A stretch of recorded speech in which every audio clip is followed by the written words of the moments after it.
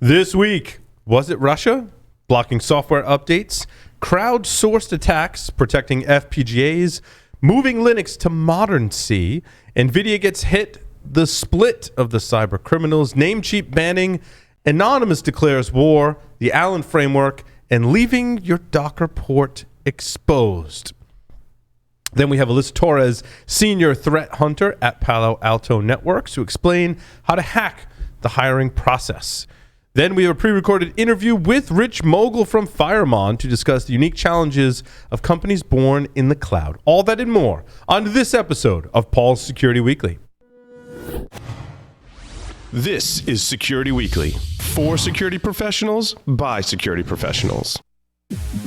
Broadcasting live from G-Unit Studios in Rhode Island, it's the show where exploits run wild, packets aren't the only things getting sniffed, and the cocktails flow steady. It's Paul's Security Weekly. And welcome to the show. But first, let me introduce you to a man who works on perfecting his form. Mr. Paul Asadori. Welcome, everyone, to Paul's Security Weekly. It's episode number 730, recorded on March 2nd, 2022, right here in G-Unit Studios in Rhode Island. To my left, Mr. Larry Pesce. Oh, hey. Hey. What's going on, man? Oh, man, it's been an interesting week. It has. It's been an interesting week. I spent the first part of this week today as well recording the on-demand version of Sec 556, the IoT hacking course. Teaching to your webcam. Teaching to a webcam. And you didn't set up stuffed animals as the audience? No. Ed Skodas told me about that trick a long time ago. Yeah. I mean, for this one, they actually want you to engage the camera because for me, they're doing picture-in-picture. Right. So you've got the slides, and you've got me actually talking to you as part of the recording. So just pretend your camera's the one student in the class or something. Yeah. Exactly. But they ship you a whole recording setup with a Pearl video recorder and a camera and an LED light with a light box and this blue paper backdrop. And I had to set all this shit up in my office, and it's not that big. Yeah, I hear you. So, yeah, it was fun. Good. Mr. Lee Neely is here with us. Lee, welcome. Hey, it's good to be here over in Idaho, where we actually got something like 60 degrees today. I think they're calling that false spring. Nice. Mr. It's been cold next week. Tyler Robinson's also from Idaho, and he's here with us. Tyler, welcome. It's just the ending of third winter. You know this, Lee. It's going to be fourth winter next week. That sounds like New England. Mr. Josh Marpet is here with us. Josh, welcome. Why, thank you, sir. It is a pleasure to be here as always. Yes. A quick announcement, which is actually we'd like to welcome a new sponsor, Source Defense. If your websites conduct transactions or collect sensitive data, you have a material risk on your hands that could cost millions. The client-side security gap is being exploited daily with attacks like digital skimming, credential harvesting, and form jacking. 98% of sites use first and third-party JavaScript to power and enhance the user experience, opening up the client side to the adversary. Unlike most things in security, there is an easy fix. Start by understanding your risk. Let Source Defense give you a site-wide even risk report this week. Visit securityweekly.com/Source Defense. Also, don't miss your favorite Security Weekly content. Visit securityweekly.com/subscribe. Subscribe to all the shows here on the Security Weekly Network. Join our mailing list Discord server. Follow us on social media and our streaming platforms. Alrighty. We're going to do news first, which I don't know, for whatever reason, I'm not a huge fan. I feel like we need time to get warmed up to talk about the news. We need time to be socially lubricated is what that is. Yeah, it takes a little effort to kind of get up and moving, right? Correctly? I feel like we gotta get fired up before the news or something. I don't know. So let's everyone get fired up. Let's get fired up and talk about Russia. You mean Ukraine? In Ukraine, you can't not. When you looked at the news this week, and I tried to separate the people that are accident jumping, which I think is an atrocity. First of all, yeah, there are definitely some articles where I'm like, you're just taking advantage of the situation in order to get clicks and views to your website. I'm like, that's terrible. You should be ashamed of yourself. And I won't name names because I didn't save that article because I thought it was shameful. There are some interesting takes, which I think is a good place to start. And had I brought up the actual stories, where do you guys want to start? What's your favorite Russia-Ukraine related story? They were all so. Well, I honestly want to figure out how Zelensky manages to carry those around. Right? I had a meme that was like all the things you can see from space, and it's like the Nile River, I don't know, other things you could see from space, and Zelensky's testicles. Cojones. Yeah. And I learned this, and it didn't really sink in, but before Zelensky was president, he was a comedian. And there's a video of him out there on some comedy stand-up routine with a couple of other folks where he's actually masquerading that he's playing the piano with his penis. I saw that. It was awesome. So they're all playing the melody and they're doing like dun dun dun dun dun dun dun dun, dun, and he's jumping around. Yep. It's hilarious, dude. This, my friends. I mean, there is some interesting implications this week, like with this war between, like we can go in 100 directions, right? Like you've got the whole hack back, not hack back, messing up ops. You've got the anonymous ops. You've got the Conti leaks, which Conti chats and the leaks and the decryptor and all the source code. Like there's a lot of intel in there, and there's a lot. I would like to start. I want to hit on all those. Let's start with the Conti leaks. Okay, let's start with the Conti leaks. Tyler, have you gone through that? I mean, I saw that it was posted, and there was a bunch of it was translated, and I saw the tweets that basically Conti was taking the side of Russia. And apparently that didn't go so well for them. But apparently they're split, which I thought was interesting. So if you're a cyber criminal group largely based in Russia, is that Conti was probably largely based? I'll say largely because who knows, right? But they were split. There was like pro-Russian people and pro-Ukraine folks in that group, and they like what happened? Like how uncomfortable is that situation now? Like you're a cyber criminal group and you don't agree with what's happening in your respective countries. I'd say no more uncomfortable than the Americans and the Russians on the ISS right now. Yeah, that's true. I mean, it is interesting, the Conti piece. And they actually shut down. I think it was yesterday. We had some chatter going. We seen the shutdown happen in one of the channels we were in, and then they went public and actually did shut down. So they're eliminating the possibility of breach. They're probably going to tear down all their infrastructure. They're shutting down so no more data can be leaked. And I'm assuming they're going to reorg just because the leak is from inside. But the amount of intel in here, I mean, we're talking about what kind of payloads they're using, how they're avoiding AV, how they're setting up their Visual Studio, the different DLLs and loaders, the different all the customers. Like there's customers in there we're finding that didn't report breaches back in 2020. So we're trying to correlate all this data between that. That's interesting, Tyler. When you say customers, do you mean customers of the Conti ransomware group or targets? Right? I mean, because those are two different things. Did you get both? Do we get both in this leak? We get both. Yeah, and there's internal information like IP spaces, internal domains, how they do reconnaissance on those, whether they paid the ransom or not. All the Bitcoin wallets, we're starting to track all of those and make correlations.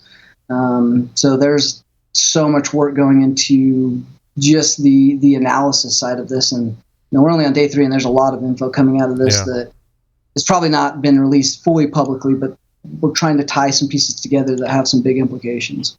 That's interesting. I mean, eventually the information is going to get stale, right? You get some. Yeah, that's the other thing. Like all the infrastructure, most of what we found for IP space, infrastructure, staging servers, like we're trying to go grab everything before it went down. Even the private chats and disappearing messages. Like we're trying to see if you can gain access to some of that. The Bitcoin wallets. Do you think they'd move their money around? No, most of the wallets, the way they did their wallets and the exchanges they're using. In fact, they're even talking about how to build their own exchange to manage a lot of their Bitcoin. But the way they did their money is actually fairly smart. We were able to trace, and that did come public around how much money, you're talking in the trillions of dollars, the master wallet had collected, which was super interesting. Like this has to be nation state at that level. Oh, That's really interesting. I was going to say something else on that now, and now it escapes me. Must not have been that important. Must not have been. Yeah, there's a lot to it, and you can kind of get a taste for like how the affiliations work. I mean, you've got the relational dynamics between the groups, how poorly they're actually paid, what their developers are actually doing.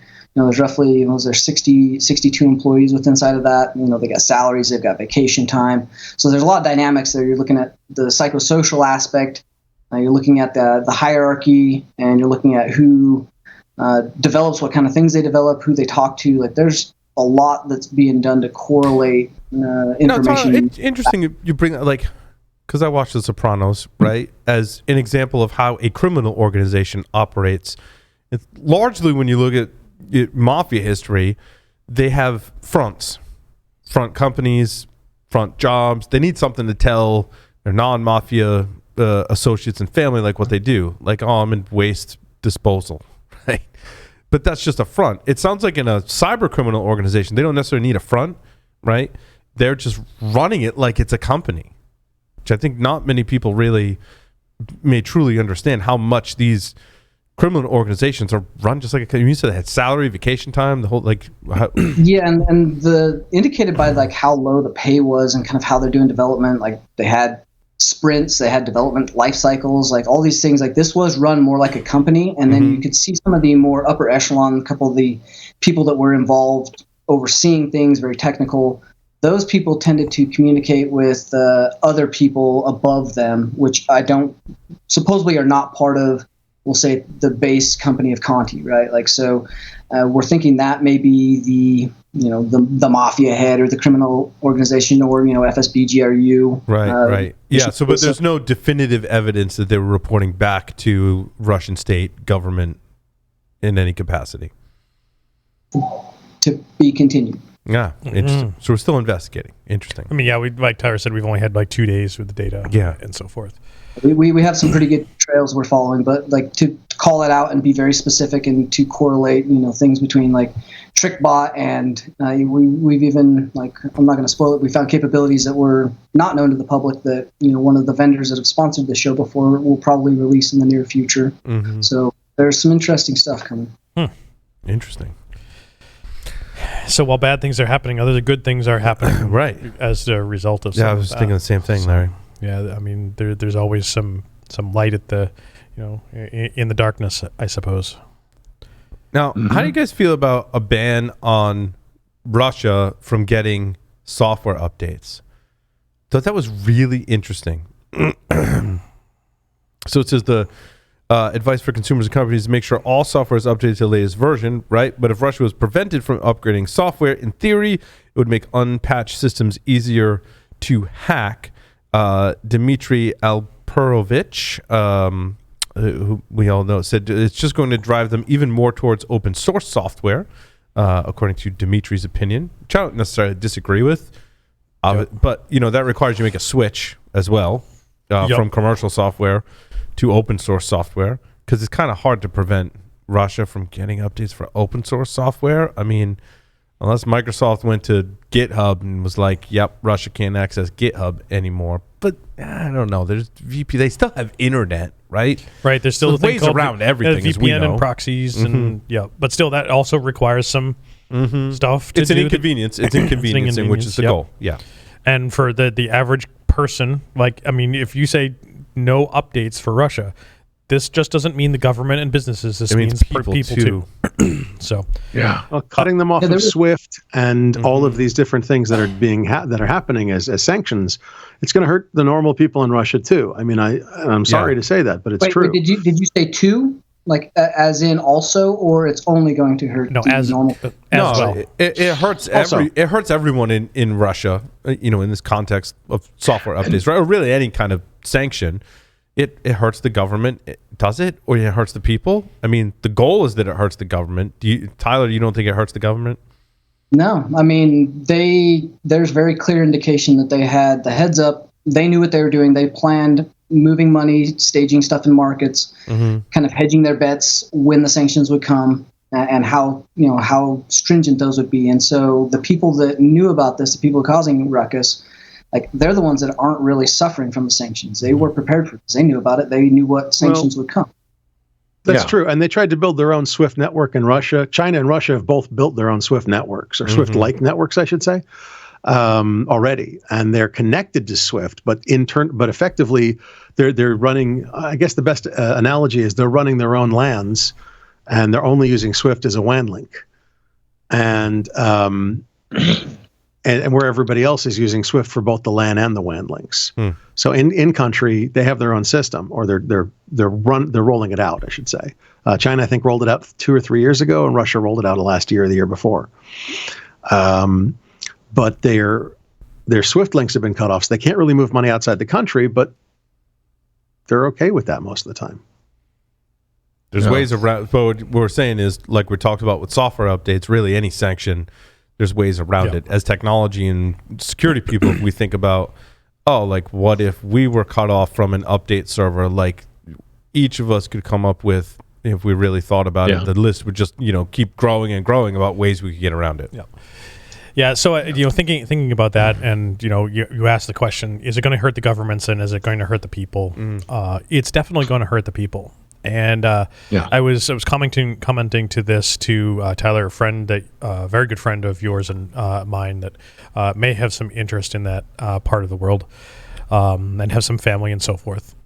And Edward Snowden. I kind of wonder what Snowden like. But I don't know. But I proposed to them and said, I really hope, and this is going to sound wrong when it first comes out, I really hope that these sanctions hurt the Russian people. Because I hope that the Russian people will see that their political regime, there's something wrong there, and that maybe they have now the opportunity to remove that hurt by changing regime and making a change for maybe the better in their country. And their comment to me was, well, many of the old people don't care, and many of the young people fear the ability to protest because they feel fear imprisonment and death. Right.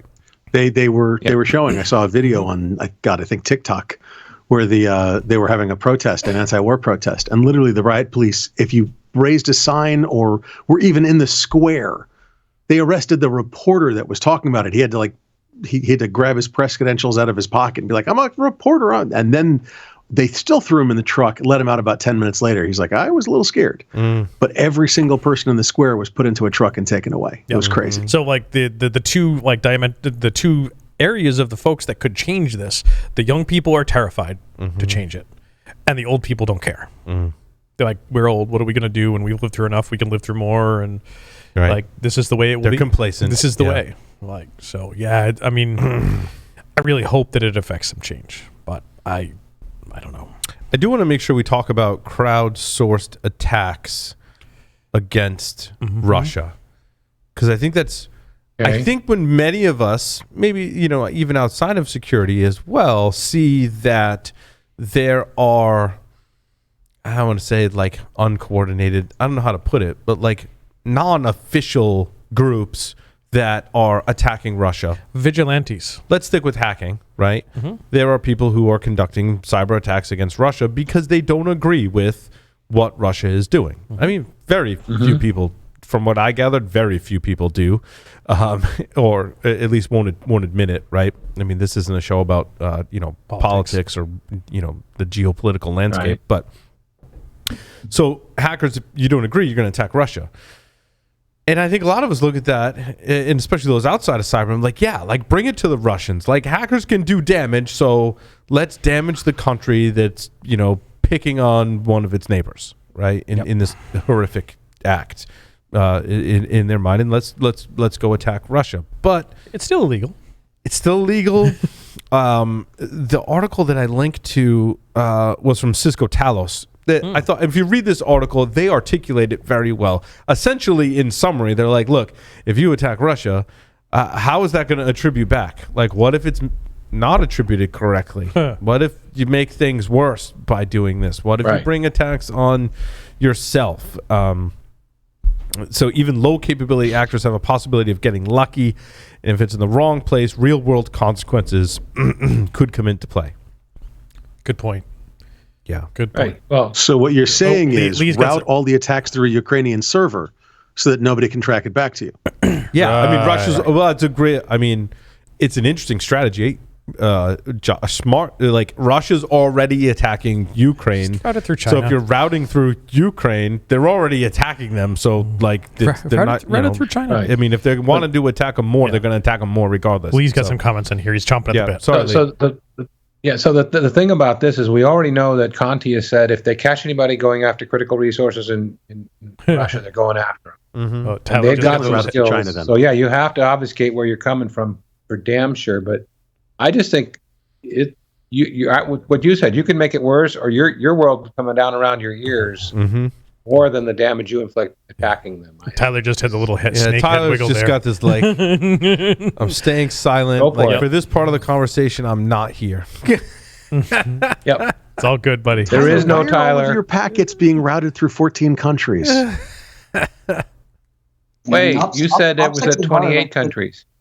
That's one of the things people don't realize. Like, if you're doing this kind of stuff for real, and you look at the setup for nation states or organizations that need unattributable hardware, infrastructure, accounts, you can't just route through Tor. You can't just fire up a VPN. You can't just proxy something. Like, there's a million ways that the stuff leaks. There's a million places it can get seen, and we know for a fact, like, Tor exit nodes are capturing on the very end, and there's bad Tor exit nodes. There's private VPNs that capture logs.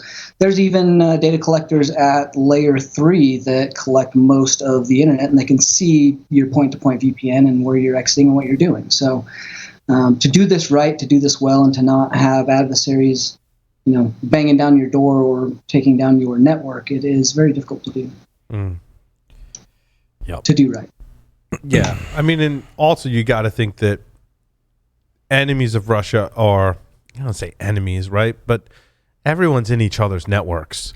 I mean, I don't have any evidence to back that up, other than just stuff I've heard and seen and read and all that stuff. But, there might be some leveraging of what you've already gained access to. But to do that stealthily so they can attribute the attack, I mean, it's becoming an interesting kind of field of expertise as we use hacking essentially to leverage all this stuff. Yeah, and I mean, I'm gonna stay fairly silent on this one, but like some of the arguments and some of the things that people are bringing up as valid points and things to consider is, not just the morals of it, but the ethics of what we've signed up to and what we've agreed to by having some of the knowledge we have. Making sure that we stay true to ourselves, stay true to what we think is morally right, and how we should be getting involved, and then not causing issues for people that are trying to do things that are very important, or tainting evidence logs, attribution logs, even logs within inside of, we'll say, our edge networks that are trying to correlate information for high level and intel analysis for real-time actionable things that other groups are doing. That becomes very difficult when there's a lot of noise. So you do have to realize that can have an effect, and you have to take it into account. Yep. Now, Anonymous has said, screw all you guys, we're going after Russia. Right. I don't know. I don't have anything else other than that. I mean, other than like what I've read, that's really all we've seen. I don't know anything else in terms of details as to if that's been carried out, how it's been carried out, if it's even been carried out at all.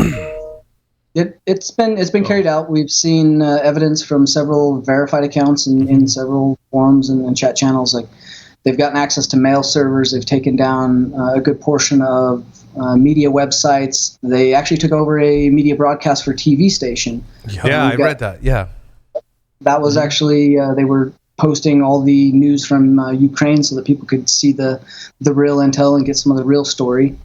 But do you think that the Russian government just kind of brushes that off? Like, oh, like how cute, like Anonymous is coming after us and they're turning off some services and, doing their thing. Like, oh, like that's really cute, but like we don't care. Yes and no. And Tyler, I apologize. I don't mean to step on you. I'll just let me get something out. Josh he's Russian, so he can speak with authority on these matters. I'm Russian four generations ago, but come on. So here's the deal. The Russian government doesn't care about, gas, electric charging stations getting turned off. They don't care about gas getting turned off. They don't care. Yeah, yeah, that's cute. That's nice. Yeah. Oh, that's so adorable.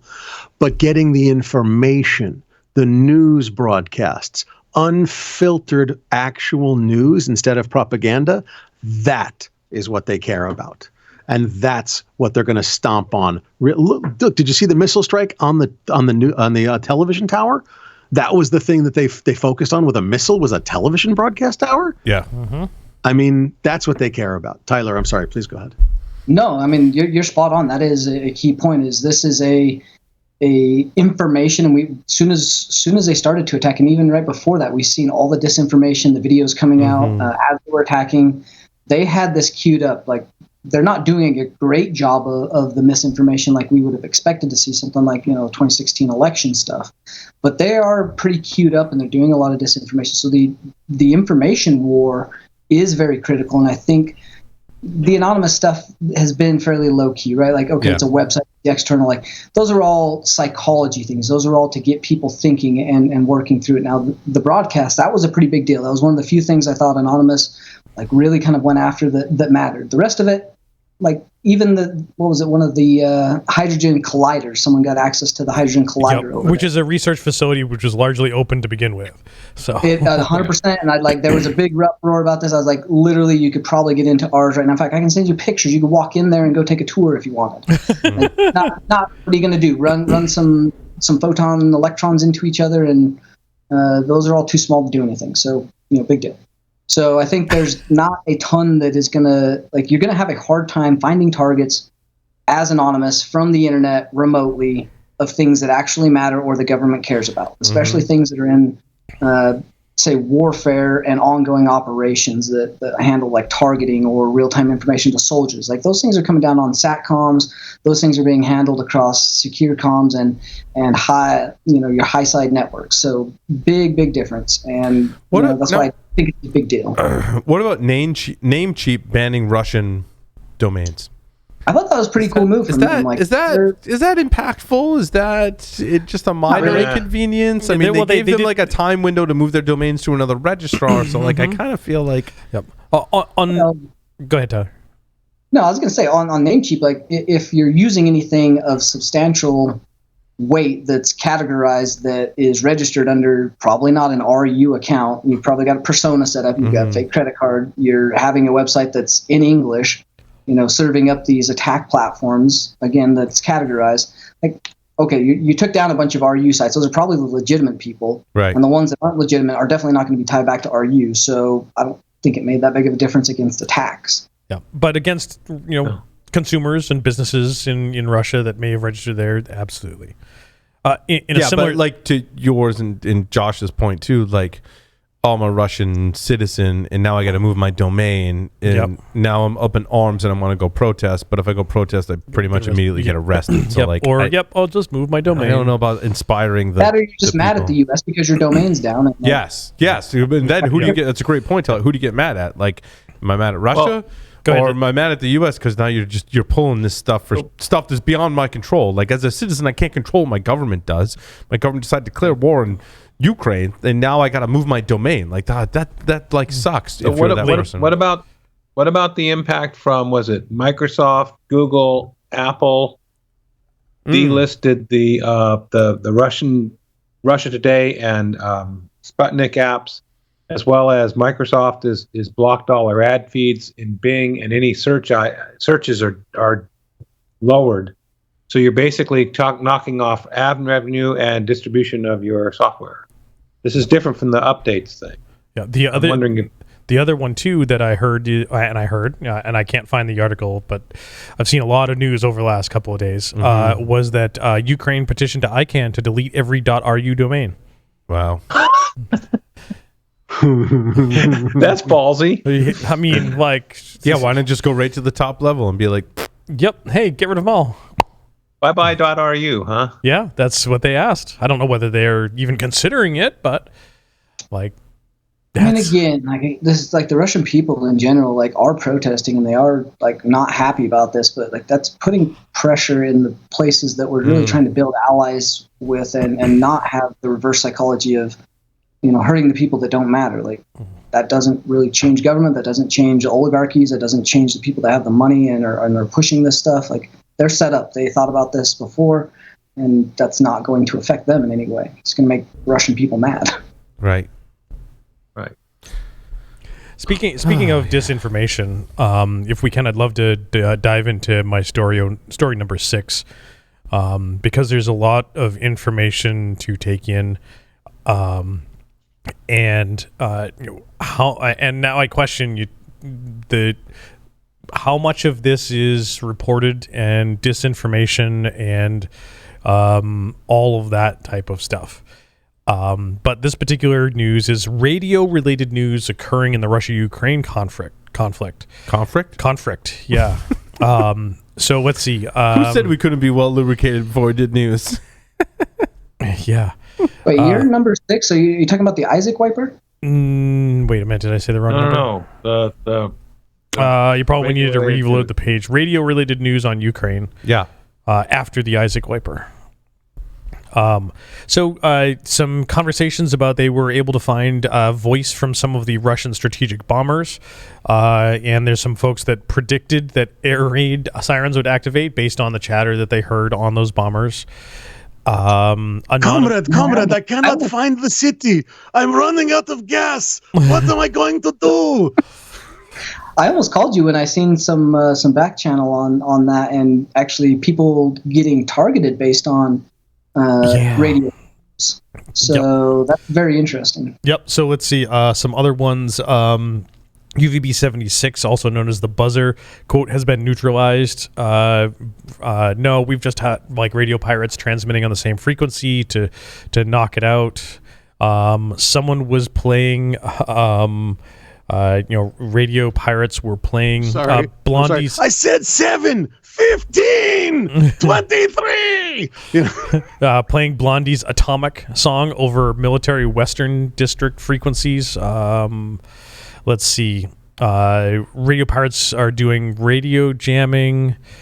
Let's see. The Russian state TV channels have been hacked. That one was a good win. Elon Musk delivered Starlink. Oh yeah, I saw that. Okay, that was cool. Yep, we can head back to that one if you want. Let's see. How does that work? How do you deliver? Let's go back to that one. Okay. Slow-scan television, one of the ham radio stuff on Russian's Meridian satellite transponders, effectively meaning that either their satellites were hacked and or someone was overriding the signals by being locally. There was a badly targeted denial of service attacks against APRS. APRS is one of the things for geolocation on radio stuff. Like normally you look at the map of Ukraine, and there's maybe one or two people broadcasting their location over ham radio, and this one it's like some Warre thing. Like there's hundreds of millions of active nodes on the map, and like the map is blanked out. Let's see some of the other ones. You know what I haven't seen yet is anything around cell, like MIMSI catchers, CDMA spoofers. I haven't seen a ton of information. Like if I was Russia, they did that in Russians did that to Georgia, correct? Yes, Yeah. and that's part of the strategic like ops plan of things to expect if Russia was to invade a place. Like I would have 100% thought that and been very wary. Like I haven't seen any analysis. I think they did. I think I did read something where they did send text messages to Ukrainian people. I don't. I should have saved it now that we're talking about it. But I did see something about that. Whether it's true or not, I mean. can't believe everything you read on the internet. Nope. This is So part of the problem today. The final sort of little group together that I saw reported, one that someone had recovered some documentation from a seized tank or some soldiers or something for some intel, where they had a piece of paper printed out that said all the frequencies. I saw that. And I'm hearing that one might be Fake. Propaganda. Propaganda. The other one too that might be propaganda, but I wouldn't also be surprised. Is that one that they recovered a bunch of radios from some Russian troops that appeared to be some short-range digital encrypted radios, but that also a number of troops appeared to have unencrypted consumer Baofeng handheld radios for doing field communications. But now is that propaganda too? But it's like I find it amazing that we're talking about like propaganda about propaganda. Like it's propaganda about the Russian propaganda. Like that's what then it just like blows your mind. Like I don't know what to believe. And does that mean it's working? Like literally Russia could do nothing with propaganda and we'd still think it's propaganda. Propagandize? Is propaganda a verb? Propagandize? Yes. Sure it is. Propagandize. Yes. I think there's a scale thing here. If they're not worried about a small amount of propaganda, I mean, there used to be we'd go over there was a magazine, I think it was called The Exile or something like that, written by a bunch of 20-something horny males. And it was really not kind to the government, but they didn't care because it wasn't enough propaganda. 20-something horny males, redundant. I do have to say most of the memes, and I don't want to make light of this situation. However, a lot of the memes that I've seen are very pro-Ukraine. In this regard, which is interesting. Like I haven't seen the flip side of that, which is Russia's kind of MO when it comes to memes, which is interesting. They need to step up their meme game, but I think they're just at a significant disadvantage because so many people in countries are sympathizing with Ukraine. Yeah, I mean, you only had here's the thing. EU Council. You only had 8 countries that didn't vote to do something. So that's a pretty small number if you look at how did that there was a UN vote, right? Yep. I mean, this is getting off topic of cybersecurity. 5 countries. But important if you're working in cybersecurity today, you should probably know this as you're doing your analysis on a daily basis. 5 countries voted against condemning Russia's invasion. One was the Russian Federation. Go figure. Belarus. Essentially Russia. Syria. Eritrea. And North Korea. Okay. Known suspects. Yep. And China abstained. So, I mean, again, very, very interesting. And you have to keep some of this in mind as you look at it, especially with China stuff. Like that's the other side of this that people are just not understanding the relationship of Putin and what China's actually using Russia for as a pawn or even maybe willingly. You already have China over here trying to take back Taiwan. As we're seeing an invasion to Ukraine, China is doing the same thing to Taiwan, literally on the next day. Is that because Russia's running smokescreen for them, essentially? 100%, exactly. Right? Yep. Oh, yeah. And so you got to pay attention to the entire global political landscape and be watching for the other things that maybe aren't getting news or aren't being detected on your networks, because I mean some of the new malware that was found that is Chinese is so sophisticated that we're just barely starting to analyze it, and it's super old. Like that's pretty scary. Like, is the next war, like, is that China taking over Taiwan where we are already overextended in a different part of the world and we can do nothing about it, and the news isn't going to cover it because they've got too many sources taking up bandwidth, and all their affiliates are in a different place that they weren't expecting. Like, this is a pretty rough time to kind of think about how bad this can go if we don't pay attention and kind of keep calling the light to things that do matter. Crazy. All right, let's do some stories that don't have to do with Russian-Ukraine. All right, so the news is over. I was going to say ESET. ESET found some cool new malware. Oh wait, but that's related to Russia. Yeah. Yep. GPU giant Nvidia. Oh no. Yeah. Hey, what about this modern C thing? Yeah, it's interesting. What is that? So there's different versions of C out there, right? There's the 1989 version of the C language standard, which is C 1989. Then, so it's ultimately blah, blah, blah. Linus Torvalds decided to go to the 2011 version of the C standard, which, if you're playing along at home and you haven't guessed yet, is called C11. It's very, very, very creative naming conventions. There's a lot of backwards compatibility, as it points out, but the crux of it, and it basically comes down to, the reason I added it is because it's security. Because the question that we all have is like you're switching from one version of the C standard to another C version. Like if there was ever like one of the nerdiest headlines that we could cover this week, like that would be it. And the author of this article actually did a really good job. Like I was reading the article going, wait, this person's not like a journalist by trade. Stephen Von Nichols, great job. So the obvious question is, why bother? The change being made doesn't include useful features that appear in newer versions. That's never stopped anyone from switching versions or upgrading, right? So the situation came to Torvalds' attention when, in order to patch a potential security problem with the kernel's linked list primitive speculative execution functions. I added that quote just so I could say the kernel's linked list primitive speculative execution functions. Good thing we did the news first. Right, yes, because no way I'd be able to say that after a few more drinks. Torvalds realized that in C99, the iterator passed to the list traversal macros must be declared in a scope outside of the loop itself. I'll let everyone digest that.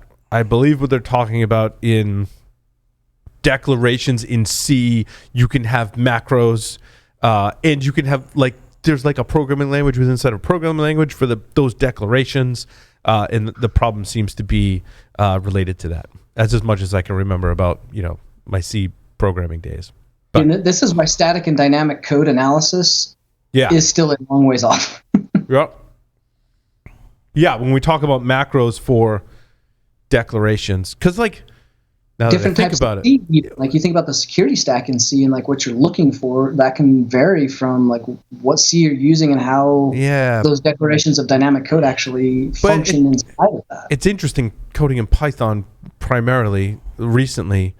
Like there's in C you could have logic around when or if things are defined. In Python you just have import statements. Can you put logic?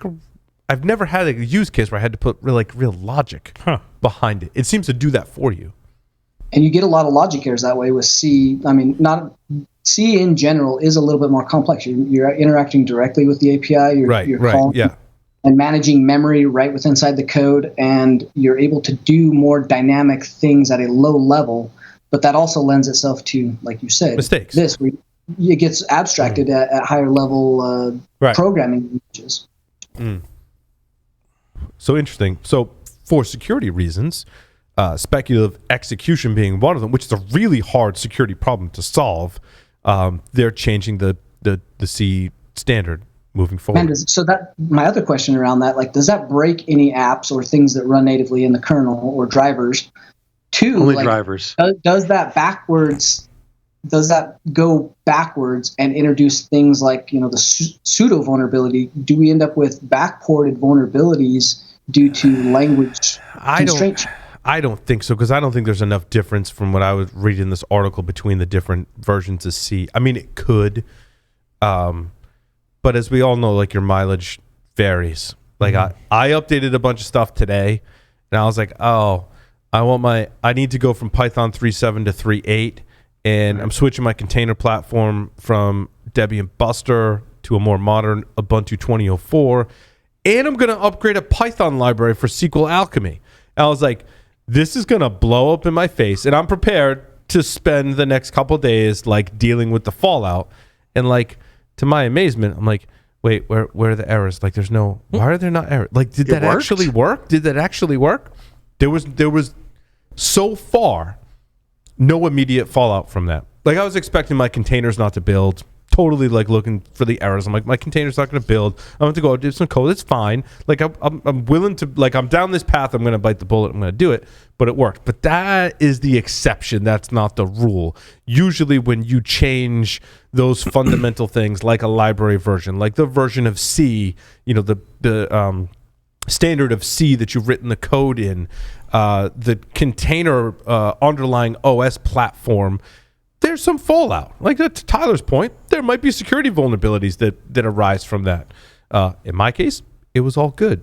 And I'm like, well, that's a glimmer of hope. Like, so maybe in the Linux kernel, they might. Of course, I've got about 20,000 lines of code. They've got tens of millions. So, you know. Now that said, looking at the article, is it looks tens like, of millions? What is the Linux kernel code? It's a lot. It depends on how you count. Do you include the drivers or not? Like, there's multiple millions of lines of code in the kernel. So, that said, Torvalds is like, hey, it should work without a problem. Let's just try getting this in a fairly soon merge window for version 5.18. He and I are in the same thing. Yeah. Like, this should work just fine. Yeah, and we may already see C11 code in March. Like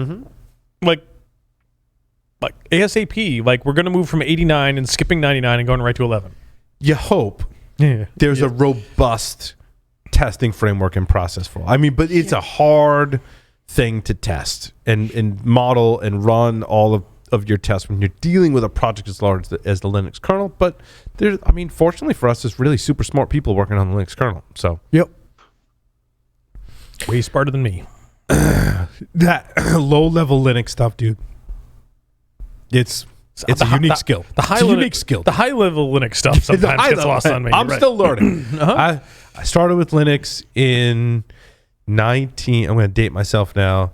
1990. I thought that's what you did every night. 1998. I wouldn't exactly call it dating.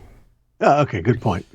Well, when there's only one person involved. I've had a relationship in some capacity with Linux since 1998, and every day has been a learning experience. Every single day. Turns out Linux, just like Paul, puts out on the first date. We had that in common. So there's 27.8 million lines of code in that kernel, Paul. How much, Lee? 27.8 million. 27.8 million lines of code in the Linux kernel. Jeez. Yep. It's gotten a lot bigger since we first started and dating. to think that Metasploit used to be the world's largest Ruby project. Right. Yeah. System D has 1.3 million lines by itself. Don't get us started. Russian warship, Russian System D. Go. Never mind. What about a field FPGA attack? Yeah. This was, interesting article. I think a lot of these attacks are physical in nature against FPGAs. Which story is this? My story. Where is that, Lee? Number 3. Number 3.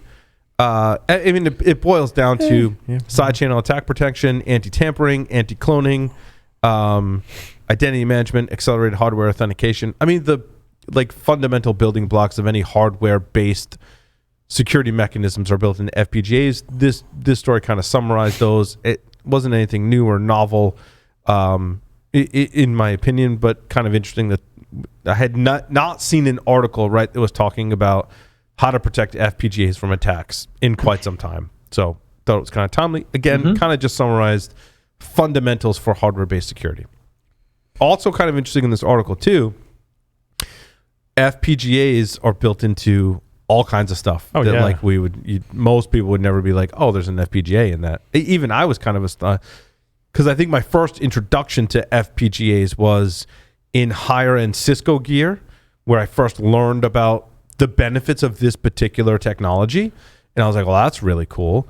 And then there were some FPGA based talks. I think Hikari at ShmooCon in the early days. I was like, oh, there's an application of secure password hash cracking in FPGAs, right? FPGAs were used to generate rainbow tables for A5.1 for cracking cellular communications. Yes. On 2G, 3G networks. And FPGAs were also used to generate the first WPA, WPA2 pre-shared word list for the Church of Wi-Fi because RenderMan screwed it up the first time. That's right. I remember that story now. Yeah. That's where I was going with that. Render man. But now it seems like they're a little bit more ubiquitous. Yep. Yeah, more mainstream. More mainstream now. Yep. Which, I mean, is typically how technology plays it out. makes sense in that we have so many devices, electronic devices, that need to be able to do complex math. Mm-hmm. And very specific. The thing with FPGAs, you can make it do a specific very kind specific. of math really well. But then you can reprogram it and make it do a different kind of math. And then other different specifications. Yep. Yeah. Like, hey, I'm going to go fire up my Disney Plus app on my TV, and that needs this kind of math. So we can do an FPGA to do this kind of math, to do the video streaming support that's supported by the Disney Plus app on the TV. Just like Disney Genie now, apparently. And everyone's talking about the Disney Genie thing, and I'm configuring it on my phone and looking at it and reading about what it does. I'm like, oh, Disney hired a bunch of data scientists to basically apply AI and machine learning to your Disney experience. Drink. That's, yep. Kinda. Drink. That's pretty much what they did. But if you're in Disneyland or Disney California Adventure and you want to get the Lightning Lane, you have to pay the $20 a day. And you have to pay for it. Yes. Disney Plus. You're correct. And you know what? Totally worth it. Yeah. Totally worth it. Totally worth it. Wait. Okay, so you want to talk Disney for a second. Did you see the story about how it is actually cheaper to fly to Paris than it is to go to Disneyland in California? What? You mean airfare to admission price? Or you mean fly to Disney Paris and pay to go in? It is cheaper to fly to Disney Paris, go to Disney Paris, spend the same amount of time, same amenities, same everything, than it is to simply go to Disneyland in California. That makes sense. Yeah, I mean, That's a travel hack. Larry is now cursing me because his wife is going, "Oh, honey." no, I'm thinking like, maybe next year we go to Paris instead. Right? Dual purpose trip. Like, okay. Got to find a conference you can write it off. I just need to go have a conversation with somebody while I'm there. I don't need a conference. Do you guys remember this? The Reality Lee winner is the former intelligence specialist in 2018, sentenced to 5 years and 3 months in prison for unauthorized release of classified information to the media. Basically, this was the Russian interference in the 2016 election. Yep. And that person leaked it to The Intercept. But recently, the Reality winner Twitter account was hacked and then started to send phishing? Was it phishing? Started to send messages, DMs from the verified Twitter account to journalists. So my question is, who the hell is running Reality Winner's Twitter account? Because she's in prison. Someone clearly who's not very good at OPSEC. I shouldn't say that. If it depends on your adversary. Maybe they were really good at OPSEC, but some adversary was like, I really want this Twitter account. Can't smuggle in a phone to the prison somehow? I mean, it's have to be a really Sounds small like Tyler phone. speaks from experience. Like, did you do a gig where they put you in prison and asked you to try? It was a really small phone. That wouldn't surprise me. No. Actually, do you want a real story? Yeah, I always want a real story. Sure. And I want fake. Sometimes I want fake stories, but usually I want real stories. Before we do that, I want another beer. Or while we do that, I want another beer. Grab a beer. So I was a cop. I worked in the jails in southern Louisiana, and we actually found a phone one time, and they were, yeah, sure, whatever. You want to know how? Yeah, please. Well, in every prison, there are lawyer areas where you're not allowed to monitor because you're not allowed to listen in on lawyer-client conversations. Did you sanitize that phone before you picked it up? I'm just saying, because one way to smuggle it in could be unsanitary. Oh, trust me. Gloves were worn pretty much all the time when working there. And they're like, you didn't change your gloves. I'm like, the gloves aren't for your protection. Right. So anyway, what would happen was the lawyer-client cubicles were basically like a visiting booth. So you have glass between them, and they have a little slot that they can put so papers can be signed and such. And you search them after they come out normally, but the problem is it wasn't a client. They also have to be cleaned. So sometimes the cleaners, who are trustees, would be let into the lawyer-client booths to clean them. Well, apparently a cleaner was let in after a lawyer left a phone in there in the slot, and a cleaner was let in. He took the phone in a Ziploc bag, put it into the mop bucket so it was under the water, and then wheeled it away. And so they had a couple of phones get in that way before we found out and closed that loop by nobody goes in without an escort type of thing. And then they started dropping them in via drones. That's actually something that's like the new so threat, now. Yeah. The new thing is drones. So what I've heard from some people that are still at various prisons is that the guard towers overlooking the exercise yards now have long guns rather than just pistols, and they are authorized that if anything goes overhead that's not far enough up that it's an actual plane, they're fully authorized for lethal force against any type of drone or a paraglider or whatever. Nice. So one last story that I want to just mention before we close this out: triaging a malicious Docker container. You can walk through the like it's basically like they set up a honeypot, they left the Docker socket exposed, Docker API I should say, exposed to the internet, triage what happened, obviously it gets pwned. That wasn't the interesting part for me was configuring Docker context to only expose a Docker socket to users who are able to log in via SSH. Also, there's a zero trust infrastructure architecture where only known or signed containers are allowed to run. And communication between containers only possible when containers are able to authenticate themselves via pre-shared certificates or a pre-shared certificate. Going to that level in your container deployments, I just think is awesome because that, anytime an attacker, if they can't get a hold of an existing Docker container, right, their strategy is to place another container inside your Docker and or Kubernetes environment. That's going to be super hard to defend against. And if you have protections against that, I think you're in a much better place. So that was really, really cool advice. I don't think that's something that most people do, but something I think we need to work to. I'm sure organizations and enterprises are implementing, this level of protection. The fact that it's called out in this well-written SysDig article, props SysDig for writing it, means that it's a recommendation they needed to make because they want to see more people doing it, was kind of me reading between the lines. So really cool. Good article and great advice, something I'm going to look into as well. Nice. Alrighty. Well, with that, we will take a short break. Come back. Alyssa Torres coming up next.